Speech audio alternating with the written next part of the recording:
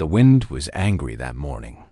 It screamed across the frozen land like a wild animal. Snow flew in every direction. The temperature was 40 degrees below zero. Most people would call this place hell on earth. But for Dr. David Park, this frozen wasteland was his office. David had worked in the Arctic for 15 years. He studied ice. He studied weather patterns. He watched how the planet was changing. It was not exciting work. Most days were the same. Wake up in the cold. Check the machines. Write reports. Go to sleep in the cold. But David loved it. The silence. The emptiness. The feeling that he was standing at the edge of the world. His research station was small. Just a collection of metal buildings half buried in snow. 6 scientists lived there. They were studying how fast the ice was melting. It was important work, but nobody back home cared much about it. Dr. Lisa Kim was David's closest friend at the station. She was younger than him by 10 years, smart, quick to laugh. She had joined the team 3 years ago and had become like a sister to him. They spent long nights playing cards and talking about their families. Back in America, that February morning started like any other. David woke up at 6. He drank bad coffee. He put on his heavy coat and walked to the equipment building. The ground-penetrating radar was his favorite tool. It could see through ice. It could show what was hidden beneath their feet. Most of the time, it showed nothing interesting. Rocks, old ice formations. Sometimes the bones of animals that died thousands of years ago. But that morning was different. David turned on the machine and looked at the screen. He blinked. He rubbed his eyes. He looked again. The image made no sense. 300 meters below the ice, there was something. Something big. Something with straight edges and perfect angles. Nature did not make straight lines. Nature did not make perfect angles. This was something else. David called Lisa on the radio. His voice was shaking. "You need to come here, now." Lisa arrived 5 minutes later. Her face was red from the cold. "What is it? What's wrong?" David pointed at the screen. He could not speak. Lisa looked at the image for a long time. Her smile slowly disappeared. Her face became serious. Then it became pale. "That's not possible," she whispered. "I know. That looks like a structure. Like something built. I know." They ran the scan again. And again. And again. Each time, the image was the same. A massive object buried deep in the ice. It was at least 200 meters long, shaped like a curved triangle. Too perfect to be natural. David sat down heavily. His legs felt weak. In 15 years of work, he had never found anything like this. Nobody had ever found anything like this. "We need to report this," Lisa said. "Report it to who? And say what? That we found something under the ice? We need to dig it up." David laughed. It was not a happy laugh. "Dig? Lisa, that thing is 300 meters down. We would need equipment we don't have. Money we don't have. Permission we would never get." But Lisa was already on the satellite phone. She was calling her old professor at the university. Then she called a friend at NASA. Then she called someone at the government. David watched her make call after call. He did not stop her. He knew she was right. They could not keep this secret. They should not keep this secret. The next 2 weeks were chaos. More scientists arrived. Then more. Then people who were clearly not scientists. Men in suits who asked questions but never answered any. Military helicopters landed on the ice. Soldiers set up a perimeter around the station. David and Lisa were pushed to the side. Their discovery was no longer theirs. It belonged to everyone now. Or maybe it belonged to no one. A drilling team arrived with equipment David had never seen before. They said it would take a month to reach the object. They were wrong. It took 3 weeks. 3 weeks of constant noise. 3 weeks of waiting. 3 weeks of wondering what was down there. Dr. James Cho arrived during the second week. He was a xenobiologist from MIT, a man who studied life that might exist on other planets. He had spent his entire career preparing for something that everyone told him would never happen. He was 50 years old, gray hair, tired eyes. But when he looked at the radar images, his eyes came alive. "I've been waiting for this my whole life," he told David quietly. "I never thought I would see it." Dr. Rachel Song came with him. She was an engineer who specialized in unknown materials. She was young and confident. She looked at problems like puzzles to be solved. Nothing scared her. Nothing confused her for long. The drill broke through on a Tuesday afternoon. David was drinking coffee when the news came. He dropped his cup and ran. The drill had punched into an air pocket. An air pocket that should not exist. The reading showed that the space below was warm. Not warm like summer, but warm like a room with heating. After 12,000 years under the ice, something down there was still working. David volunteered to go down first. Nobody argued. It was his discovery. He earned the right. They lowered him on a cable. Down through the ice. Down through darkness. Down through 12,000 years of history. His feet touched solid ground. His headlamp cut through the black, and then he saw it. A wall of metal curved away into the darkness. Black as night. Smooth as glass. Covered in symbols that seemed to dance at the edge of his vision. It was a ship. A real ship. A ship that had crossed the stars and landed here before humans built their first cities. David's hands were shaking. His heart was pounding. He could barely breathe. He lifted his radio to his mouth. "Base camp," he said. His voice sounded strange, like it belonged to someone else. "We found a ship. We found something from another world." Above him, Lisa was crying. James was laughing. Rachel was already planning how to get inside, and deep in the belly of the ancient ship, a light that had been dark for centuries flickered once and turned on. Something was waking up. The research camp grew larger every day. What started as a small science station became a small city on the ice. Tents and metal buildings spread across the frozen ground. Helicopters came and went like busy insects. Hundreds of people now lived and worked above the buried ship, but the ship itself remained a mystery. For 3 days after David's discovery, nobody could find a way inside. The hull was solid. No doors, no windows, no weak points. Rachel Song spent hours walking around the massive structure, touching the metal, studying the strange symbols. She had never seen anything like it. The material was not steel. It was not aluminum. It was something else. Something that should not exist. James Cho took samples from the ice around the ship. He found organic material, tiny pieces of something that had once been alive. He tested them carefully. The results made him sit down and stare at the wall for an hour. 12,000 years, he told David that night. This ship has been here for 12,000 years. Maybe longer. David could not wrap his mind around it. 12,000 years ago, humans were still living in caves. They were hunting with stone tools. They had not invented writing. They had not built cities.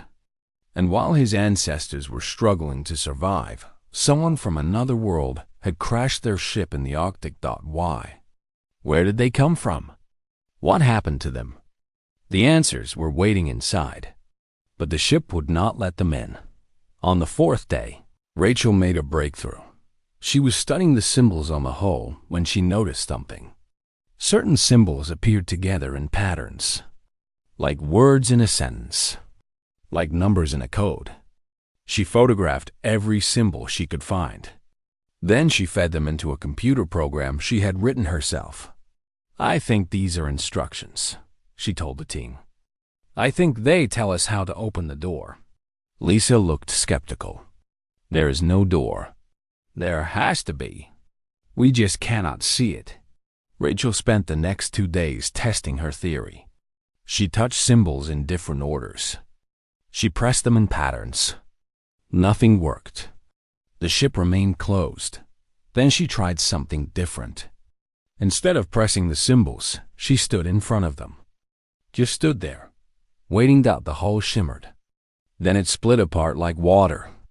A doorway appeared where solid metal had been moments before. Rachel nearly fell over. David grabbed her arm to steady her. "It responds to presence," she whispered. "It knows we are here." The team entered the ship slowly, carefully. They wore protective suits and carried equipment to test the air. But inside, the air was clean. Better than clean. It was fresh. Like the ship had been sealed yesterday, not 12,000 years ago. The corridors were sized for people.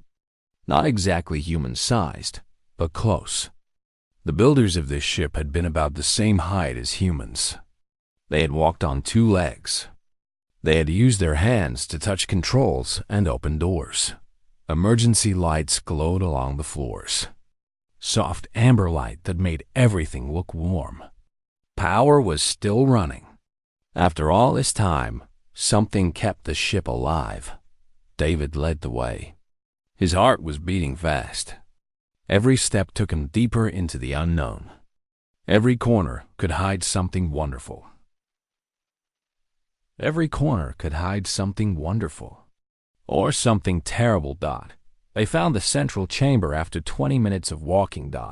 It was a large room, round, high ceiling. Control panels lined the walls. Screens flickered with symbols nobody understood. In the middle of the room stood a platform with a strange device. A chair, maybe. Or a command station. But the team did not notice any of this at first.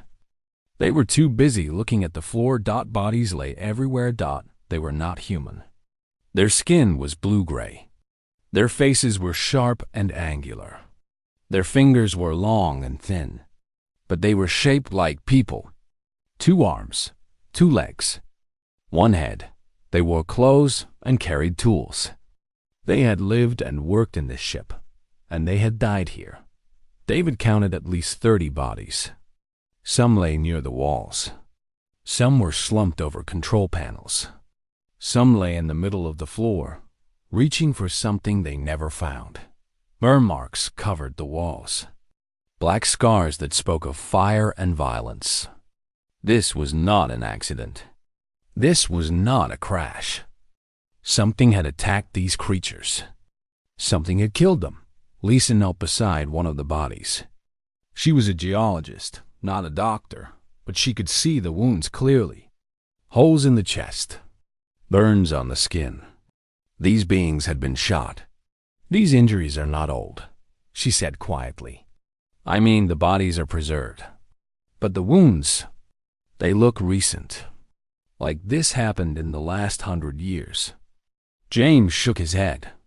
"That makes no sense. The ship has been buried for thousands of years. I know what I see." Rachel was at one of the control panels. Her fingers danced over the symbols. Maybe something woke up. Maybe something inside the ship came back to life. The thought made everyone uncomfortable. They explored more of the ship. They found sleeping quarters with beds too narrow for humans. They found a kitchen with food that had turned to dust long ago. They found a medical bay with equipment that looked both familiar and strange. And they found a room full of glass containers. Inside each container was a body suspended in blue liquid. But these bodies were different. They were not dead. Monitors showed heartbeats, slow, steady, alive. "Stasis pods," James breathed. They'd put themselves in suspended animation. David counted the pods. 3. Only 3. Out of what must have been a crew of hundreds, only 3 had survived. "Can we wake them up?" Lisa asked. James looked at the monitors. I think so. The pods seem to be designed for revival. But should we? We do not know who these beings are. We do not know if they are friendly. David stared at the nearest pod. Through the blue liquid, he could see a face. Peaceful, sleeping, waiting. They came to our planet 12,000 years ago, he said slowly. They crashed here. They were attacked. They died here. The least we can do is hear their story. Rachel found the revival controls. They were simpler than she expected. Just 3 buttons. Start, stop, emergency. She looked at David. He nodded. She pressed the button. The liquid in the first pod began to drain. The monitors beeped faster. The body inside started to move, and deep in the ship, other systems began to wake up. Screens that had been dark came to life. Machines that had been silent started to hum. After 12,000 years of waiting, the ship was preparing to speak. Outside, on the frozen surface, soldiers noticed their radios were filled with static. Something was broadcasting. Something was sending a signal into space. They did not know it yet, but humanity had just announced itself to the universe, and the universe was listening. The first alien to wake had a name that human mouths could not speak. It was full of sounds that did not exist in any Earth language. After many attempts, she accepted the name the scientists gave her. They called her Vera. She did not mind. Vera was old. Nearly 300 years old by Earth counting. Her people lived long lives. They aged slowly. They remembered much. She remembered everything. When her eyes first opened, she did not panic. She did not scream. She looked at the human faces around her and simply asked a question. The words were strange, musical. Nobody understood them. But then she touched a panel on her wrist. Light flickered. A soft voice spoke from nowhere. And suddenly her words made sense. How long? She asked. How long have I been sleeping? David stepped forward. His voice was gentle. A very long time. Thousands of years. Vera closed her eyes. For a moment she looked very tired, very sad. Then she opened them again and began to move. She was weak at first. 300 centuries of sleep had made her muscles soft. James helped her stand. Lisa brought her water. She drank slowly, watching everything with dark eyes that missed nothing. The other 2 pods held her crew members. A young male named something close to Thomas. An older female they called Maya. Both were scientists, like Vera. Both had survived the attack that killed their friends. It took 2 days for the 3 aliens to recover enough to talk properly. 2 days of rest and food and careful medical attention. 2 days of humans and aliens learning to look at each other without fear. Vera was the leader, the captain. She had commanded this ship for 50 years before the crash. She remembered the mission. She remembered the attack. She remembered everything. On the 3rd day, she gathered the human scientists in the central chamber. The bodies of her dead crew had been moved to a storage room. She had asked for this. She wanted to honor them properly later. For now, there was important work to do. Your people deserve to know the truth, Vera said. Her English was better now. The translation device learned quickly. You deserve to know why we came here, and what is coming. She touched a control panel. A hologram appeared in the air above them. Stars. Thousands of stars. A map of the galaxy. We are called the Valen, she began. Our homeworld is here. A star near the edge of the map glowed blue. We are scientists, explorers. For thousands of years, we have traveled the stars, learning about the universe. The hologram zoomed in on a particular region of space. Hundreds of small dots appeared. Each one was a world with intelligent life. The galaxy is full of thinking beings, Vera continued. Some are old. Some are young. Some have built great civilizations. Some are just beginning. Your world is here. A tiny dot near the edge of the map glowed green. We have been watching your people for a very long time. Lisa leaned forward. Watching us? Why? Because that is what we do. The Valen observe. We study. We wait for young species to grow. When they are ready, we welcome them to the larger community of the stars. Thomas, the young male alien, spoke up. His voice was quieter than Vera's. We never interfere. We only watch.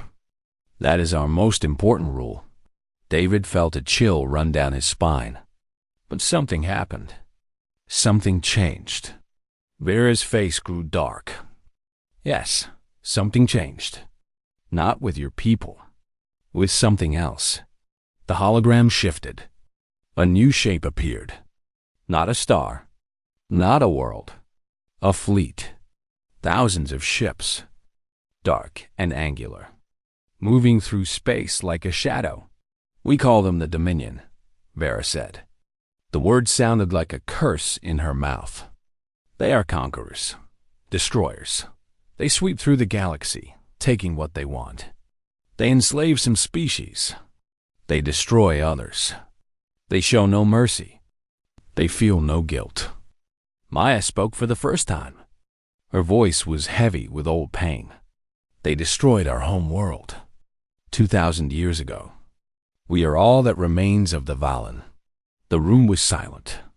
David looked at the hologram. The fleet of dark ships seemed to grow larger the longer he stared. Why did you come here? He asked. To Earth? Vera took a deep breath. Because the Dominion noticed your planet. 12,000 years ago, they detected something on Earth. Your people were still living in caves. But they saw potential. They saw a species that might one day become powerful. And that made them afraid. Rachel understood immediately. They sent you to stop us? To destroy us before we grew? No. Vera shook her head firmly. The Valen do not destroy. We came to warn you. To prepare you. We brought technology, knowledge, plans for weapons that could defend your world. But you never delivered the message, James said quietly. You crashed here. We were attacked. Vera's voice became hard. The Dominion followed us. They found us before we could reach your people. They damaged our ship, killed most of our crew. We barely survived the crash. Thomas continued the story. We hid in the ice. We activated the emergency stasis systems. We hoped someone would find us one day. Someone who could use what we brought. David looked at the floor. The burn marks. The dead bodies. But the attackers. They came back? Yes, 50 years ago, by your time. They found the ship. They broke inside. They killed our people who were maintaining the systems. Vera's eyes were wet. But they did not find the stasis pods. They thought everyone was dead. They left. Lisa put her hand over her mouth. 50 years ago. That meant some of these beings had been alive in living memory. Had died while humans were watching television and going to work and living normal lives. Why are you telling us this now? David asked. After all this time? Vara touched the control panel again. The hologram changed once more. Now it showed a single fleet of dark ships. They were moving through space, coming closer to a small green dot. Because they are coming back, Vara said. Your radio signals, your television broadcasts, your satellites. You have been shouting into space for 100 years. The Dominion heard you. They know you are here. And they are coming to finish what they started. The room erupted in noise. Everyone talking at once. Shouting questions. Demanding answers. Vera raised her hand. Silence fell. We came here to warn you. We failed once. We will not fail again. She touched her panel one final time. New images appeared. Blueprints, diagrams, technical. Drawings for machines that looked impossible. This. is everything we know about fighting disease. Dominion, weapons, shields, ships. It is not enough to defeat them. Nothing is. But it might be enough to survive. She looked at each human face in turn. Your species is young, but you are clever. You are stubborn. You refuse to give up. Perhaps that will be enough. David stared at the blueprints. His mind was racing. How long do we have? Vera's answer was simple and terrible. 18 months. Maybe less. The silence that followed was the loudest sound David had ever heard. Outside the ship, the wind continued to howl. But now it sounded different. It sounded like a warning. Time was running out. World leaders met in emergency sessions. Military generals argued about strategies. Intelligence agencies tried to keep everything quiet, but the truth was too big to hide. Someone talked. Someone always talks. The news broke on Wednesday evening. Every television channel, every website, every radio station. The same message everywhere. An alien ship had been found. Alien survivors had been awakened. And an invasion fleet was coming to destroy Earth. The world went mad. Some people did not believe it. They called it a hoax, a government trick, a movie promotion gone wrong. But then the footage leaked. Real video from inside the ship. Real images of Vera and her crew. Real recordings of the Dominion fleet moving through space. Belief came quickly after that. For the first week, there was chaos. People rioted in the streets. Markets crashed.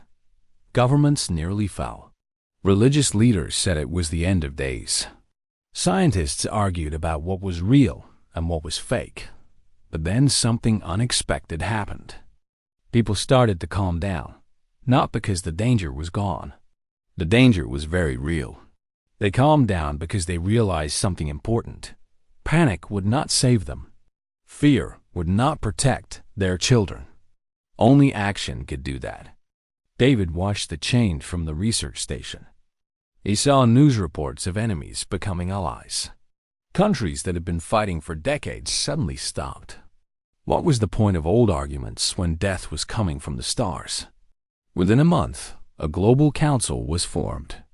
Representatives from every nation. Scientists from every field. Military experts from every army.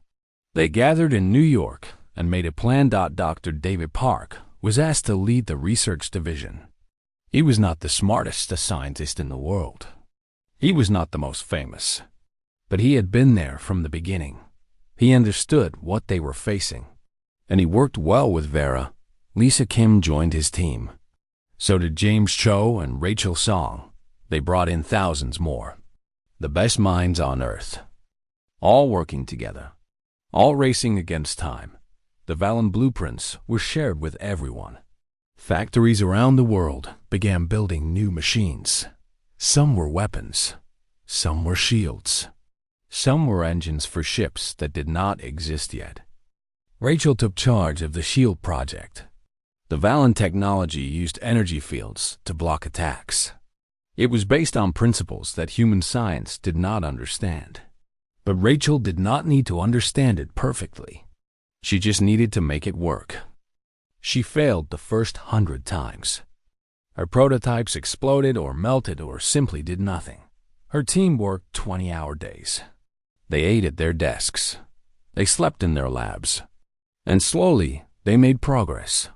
On the 93rd day, Rachel activated a shield generator the size of a car. A military team fired missiles at it. The missiles exploded against an invisible wall. The generator did not even shake. Rachel did not celebrate. She went back to work.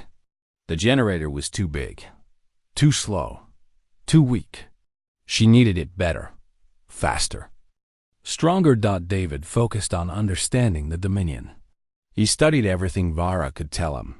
He learned their tactics, their weaknesses, their fears.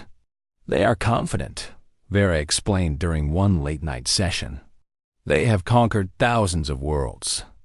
They believe no one can stop them. That confidence is their greatest strength and their greatest weakness. What do they fear? David asked. Vera thought for a long moment. The unexpected. They plan everything carefully. When something does not go according to plan, they become confused. Angry. They make mistakes. David wrote this down.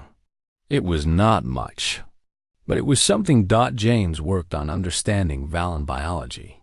He hoped to find ways to help the 3 survivors stay healthy on Earth. The atmosphere was different. The gravity was different. Small things that made daily life hard for Vera and her crew. But he found something else too. Something important. Valen and human biology were similar. Very similar. Too similar to be coincidence. It is not coincidence, Vera told him when he asked. Your people and mine share common ancestors. Billions of years ago, the same basic life spread across many worlds. We are distant cousins. James stared at her. Cousins? Very distant. But yes, the same seeds of life that grew into the Valen also grew into humanity. This is true for many species in the galaxy. We are all connected. The knowledge spread quickly. Humans were not alone.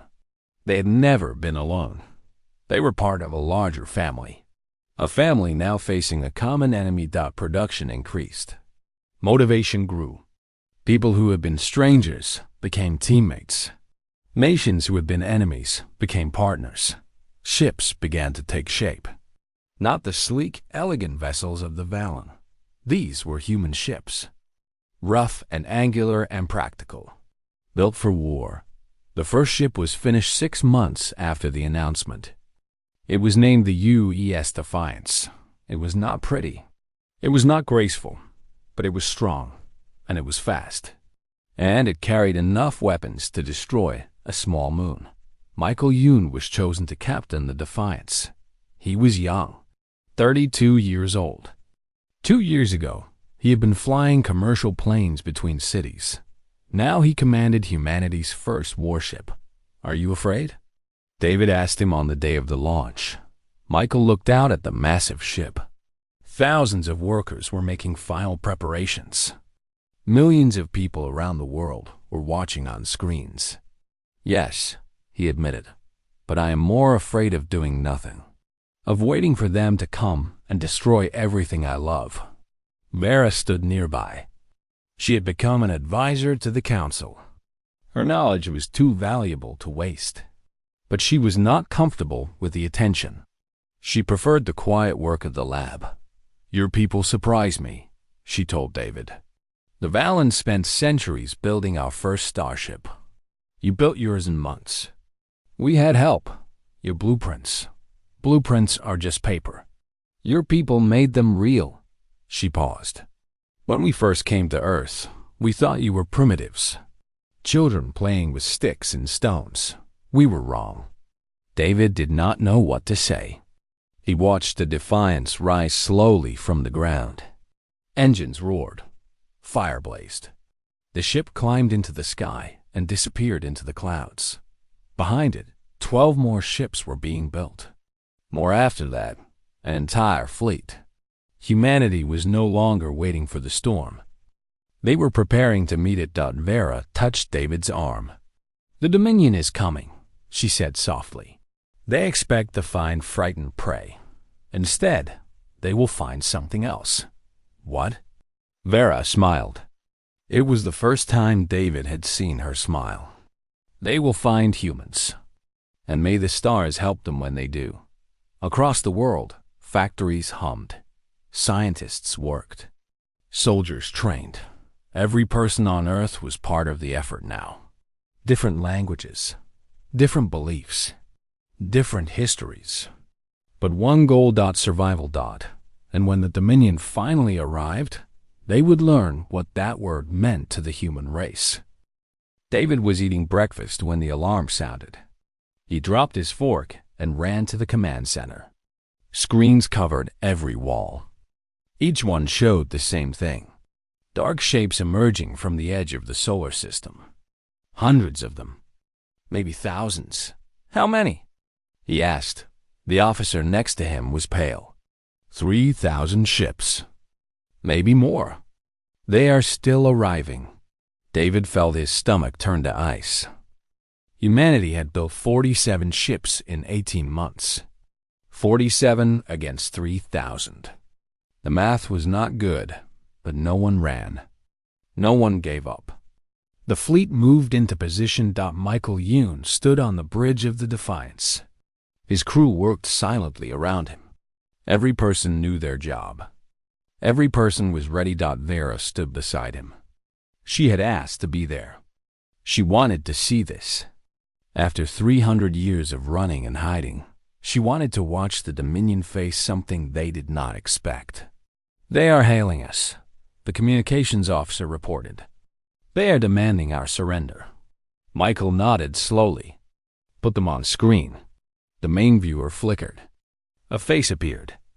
It was not like Vera's people. It was hard, angular, dark eyes that showed no emotion. The creature wore armor and sat on a throne-like chair. "I am Commander Thrak of the Dominion," the alien said. Its voice was cold. "You are surrounded. Your weapons are primitive. Your ships are weak. Surrender now, and some of you may survive as slaves. Resist and you will all die." Michael looked at the face on the screen. He thought about his family back on Earth, his parents, his sister, her children. He thought about everyone who had worked so hard to reach this moment. "This is Captain Michael Youn of the United Earthship Defiance," he replied. His voice was calm, steady. "We reject your offer. Turn your fleet around and leave our system. This is your only warning." Commander Thrak laughed. It was an ugly sound. "Warning? You dare to warn us? We have destroyed 10,000 worlds. We have crushed species far more powerful than yours. You are insects. Then you have nothing to worry about," Michael said. "Insects cannot hurt you. But if you stay, you will learn something important." "And what is that?" Michael leaned forward. "Insects can sting." He cut the transmission. The battle began 60 seconds later. Dominion ships surged forward. Their weapons fired. Energy beams crossed the darkness. They expected the human ships to break, to run, to die easily. They were wrong. Rachel's shields held. Energy blasts splashed against invisible walls and scattered into nothing. The human ships did not break. They fired back. Human weapons were different from Valen weapons. Rougher, more brutal. They were designed to punch through armor and tear ships apart. And they worked. The first Dominion ship exploded in a ball of fire. Then another. Then 10 more. Commander Thrak watched in disbelief. This was not possible. These primitives should not be able to fight back. They should not be able to hurt his ships. "Increase firepower," he ordered. "Destroy them all." The Dominion fleet pressed harder. More ships joined the attack. The human fleet was surrounded, outnumbered 60-1. Shields began to weaken. Hulls began to crack. The UES Courage was the first human ship to die. It exploded in silence, taking 800 crew members with it. Then the U's Hope, then the UES Unity. On the Defiance, Michael watched his fleet being torn apart. 15 ships gone. 20, 25. The shields were failing. The weapons were overheating, but the crew kept fighting. Every person, every station. They fired until their guns melted. They flew until their engines burned out. They refused to stop. "Why do they keep fighting?" Thrak demanded. He had never seen anything like this. Species always broke. They always ran. They always begged for mercy. Why won't they surrender? His advisor had no answer. Vera watched the battle with tears in her eyes. So many deaths. So much destruction. But also something else. Something she had never seen before. "This is why they will win," she whispered. Michael heard her. We are losing. How can we win? Vera pointed at the screen. Look at your people. Look at what they are doing. Michael looked. Through the fire and the explosions, he saw something remarkable. Human ships were protecting each other. When one ship's shields failed, another ship moved to cover it. When a weapon system went down, crews performed repairs under fire. They were not fighting as individuals. They were fighting as one, and the Dominion was not. Dominion ships fought for themselves. They did not help each other. They did not sacrifice for each other. When a ship was damaged, others let it die. They do not understand teamwork, Vera explained. They do not understand sacrifice. They see these things as weakness. But they are wrong. These things are strength. The battle raged for 6 hours. Human ships fell, but Dominion ships fell faster. Human crews died, but they took enemies with them. Every fallen ship made the survivors fight harder. The Defiance was burning. Half its weapons were gone. Its shields were at 10%. But Michael Youn would not retreat. All ships, he said into the fleet communications. This is Defiance Actual. We have one chance. We hit their command ship. We take out their leader. Everything we have. Now, the remaining human ships turned. 18 vessels. Burned and broken and barely flying. They aimed at Commander Thrax's flagship. Thrax saw them coming. They are insane, he said. They cannot win. Sir, they are not trying to win, his advisor replied. They are trying to hurt us. The human ships fired everything. Missiles, energy beams, physical shells. Every weapon that still worked. Rachel's final gift was a bomb. A shield generator reversed. Instead of stopping energy, it released it. All at once, the explosion tore through the Dominion flagship. Commander Thrax had just enough time to feel fear before his ship came apart around him. When the light faded, the Dominion fleet was in chaos. Their leader was dead. Their command structure was broken. Ships began to retreat. Then more ships. Then all of them, the survivors, ran. They ran from 18 broken human ships and a planet that should have been easy prey. On the Defiance, no one cheered. They were too tired, too hurt, too aware of what they had lost. Vera touched Michael's shoulder. You won. Michael shook his head. We survived. That is not the same thing. Against the Dominion, survival is victory. Vera looked out at the stars. Somewhere out there, the enemy was regrouping, learning, planning. They will come back. I know. Will you be ready? Michael looked at his crew, wounded, exhausted, but still standing, still fighting. We will always be ready. 3 months later, a memorial was built on the Arctic ice, right above the buried ship where everything began. The names of every person who died in the battle were carved into black stone. 12,000 names, from every nation, every background, every belief. David Park stood at the memorial with Lisa, James, and Rachel. They had all survived. They had all lost friends. What happens now? Lisa asked. David looked up at the sky. The first human colony ships were being built. Not to escape, to expand, to meet the universe on human terms. Now we go out there, he said. Now we show them who we are. Vera stood nearby. She was the last of the Valen. Thomas and Maya had died in the battle, defending a species they had come to love. She was alone now, but not really alone. She had found a new family. The Dominion will return, she said. They do not forget. David nodded. Good. Neither do we. Above them, ships moved through the sky. Human ships. Valen technology mixed with human stubbornness. They were building something new. Something the galaxy had never seen. The message was clear. Earth was not prey. Earth was not weak. Earth was a warning. Come in peace and find friends. Come for war and find humans. And the universe was beginning to understand what that meant.